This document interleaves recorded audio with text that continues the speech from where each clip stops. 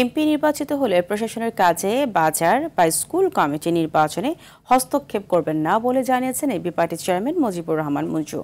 সকালে ফেনী শহরে একটি কনভেনশন হলে সংবাদ সম্মেলন ও মতবিনিময় সভায় তিনি এই কথা বলেন।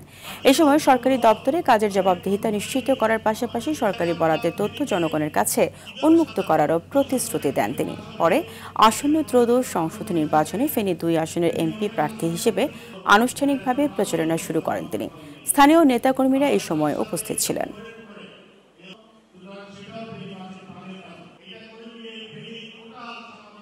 ডিসি সাহেবের যে কাজ সেটা যাতে ডিসি সাহেব করতে পারেন, ওনার কাজে কোনো হস্তক্ষেপ এমপি সাহেব করবেন না। ওসি সাহেবের কাজ, এসপি সাহেবের কাজ যেটা, সেই কাজে আমরা কোনো হস্তক্ষেপ করব না। আমাদের চেষ্টা থাকবে যে যেই জায়গায় যেই কাজটা থাকবে, যার যেটা দায়িত্ব থাকবে সে প্রপারলি সেই কাজটা করবে।